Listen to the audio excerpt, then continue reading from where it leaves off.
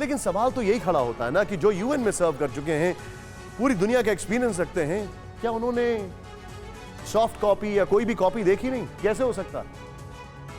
थोड़ी देर पहले यहां पर नॉर्थ स्ट्रीम थी, अब यहां पर पावर ड्रीम। कांग्रेस का ताज सोनिया किसके साथ? खबर है कि वो न्यूट्रल रहेंगे, वो शायद न्यूट्रल रहेंगे, जिससे कि ये कन्वे हो पाए कि वो किसी की तरफ नहीं। कांग्रेस अध्यक्ष पद चुनाव के लिए नॉमिनेशन का आज आखिरी दिन था। दोपहर 3 बजे तक नॉमिनेशन फाइल करने की डेडलाइन रखी गई थी, लेकिन नॉमिनेशन का दिन हाई वोल्टेज रहा। कल रात में इसी वक्त हमें लग रहा था दिग्विजय सिंह होंगे। आज नई एंट्री हुई मल्लिकार्जुन खड़गे की। कई दिनों से जिन नामों को लेकर खबरें आ रही थी, चर्चा हो रही थी, वो कयासबाजी साबित हुई। आखिरी वक्त पर नए चेहरे सामने आ गए। फिलहाल 3 लोग अध्यक्ष पद की रेस में हैं। हालांकि 8 अक्टूबर शाम 5 बजे तक नाम वापस लिए जा सकते हैं। इसी के बाद पता चलेगा कि किन उम्मीदवारों के बीच टक्कर होगी। पूरी रिपोर्ट देखें।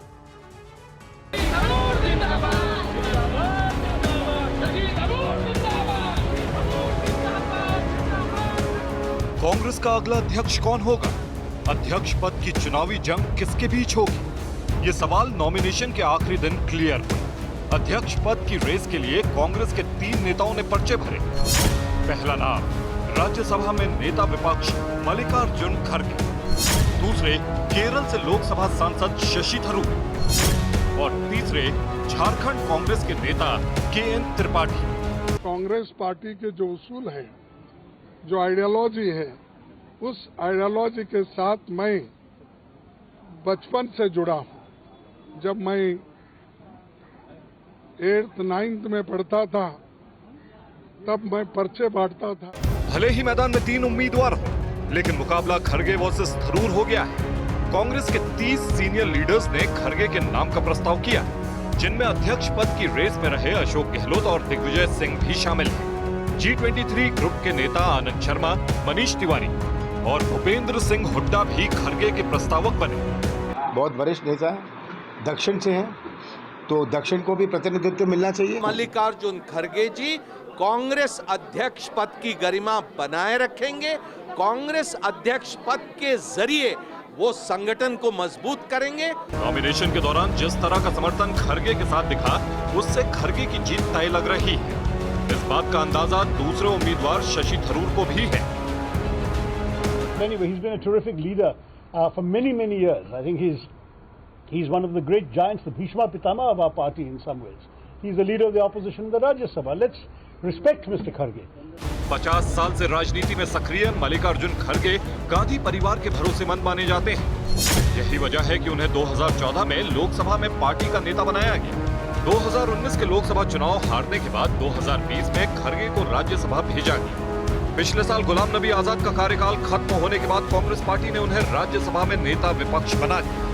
खड़गे कर्नाटक के दलित समुदाय से आते हैं। अगर वो चुनाव जीते तो बाबू जगजीवन राम के बाद वो कांग्रेस के दूसरे दलित अध्यक्ष होंगे। जगजीवन राम 1970 से 1971 में कांग्रेस के अध्यक्ष बने थे। के हिसाब से बेहतर उम्मीदवार कोई नहीं हो सकता। दलित समुदाय से वो आते हैं, लोकसभा राज्यसभा दोनों के नेता रहे, कर्नाटक के प्रदेश अध्यक्ष रहे। मल्लिकार्जुन खड़गे जी वरिष्ठ हमारे नेता हैं, लोकसभा राज्यसभा में विपक्षी दल के लीडर रहे हैं। गांधी परिवार की तरफ से कहा जा रहा है कि इन चुनावों में वो न्यूट्रल रहेंगे, लेकिन जिस तरह से उम्मीदवारों का सिलेक्शन हुआ है, उस पर गांधी परिवार की छाप साफ दिखाई दी है। खड़गे के नॉमिनेशन के बहाने आज कांग्रेस की एक बदली तस्वीर भी दिखी। G23 में शामिल नाराज नेता भी पार्टी की मुख्य धारा में लौटते दिखाई दे रहे हैं। खड़गे के नॉमिनेशन में आनंद शर्मा, मनीष तिवारी और भूपेंद्र हुड्डा के शामिल होने के बाद लंबे वक्त से पार्टी के दोनों खेमों में जमी बर्फ पिघलने का संकेत मिल रहा है। क्या मल्लिकार्जुन खड़गे एक यूनिफाइंग फैक्टर होंगे कांग्रेस में? यह बड़ा सवाल है। गांधी परिवार की मजबूरी, अध्यक्ष खड़गे कितने जरूरी? कांग्रेस में अध्यक्ष पद की लड़ाई खड़गे और शशि थरूर के बीच जरूर है, लेकिन गांधी परिवार के बैकडोर सपोर्ट की वजह से खड़गे का कांग्रेस अध्यक्ष बनना तय माना जा रहा है, ऐसा कहा जा रहा है। आखिर क्यों कांग्रेस हाईकमान की पसंद बने मल्लिकार्जुन खड़गे, ये समझ लेते हैं। ध्यान से देखिए, कुछ फैक्ट्स हमारे सामने हैं। यहां पर खड़गे क्यों बने पसंद? दक्षिण भारत का बड़ा चेहरा, गांधी परिवार के करीबी, लंबा सियासी अनुभव और दलित नेता।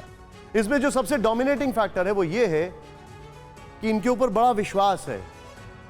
ये हमेशा पार्टी की लाइन को टो करते हैं, ना इधर जाते हैं ना उधर जाते हैं। और इंटरेस्टिंग बात यह है कि ये सबको साथ लेकर चलते हैं, इसीलिए G23 भी इनके साथ है। इसे थोड़ा डिटेल में देखते हैं। खड़गे क्यों बने पसंद? गांधी परिवार के करीबी हैं, लंबे वक्त से आला कमान के भरोसेमंद नेता हैं। 2014 में लोकसभा में पार्टी के नेता बनाए गए थे। 2019 में लोकसभा चुनाव हारने के बावजूद 2020 में राज्यसभा भेजे गए।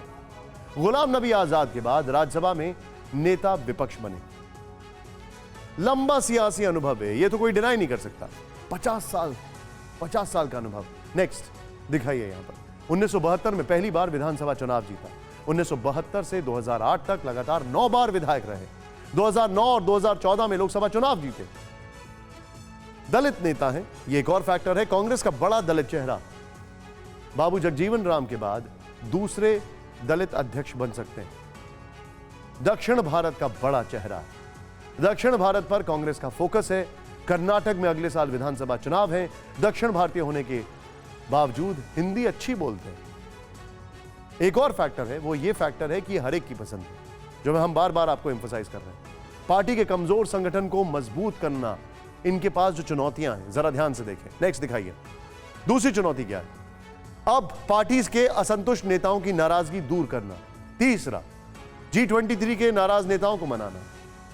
चौथा, हार से हताश कार्यकर्ताओं का मनोबल बढ़ाना।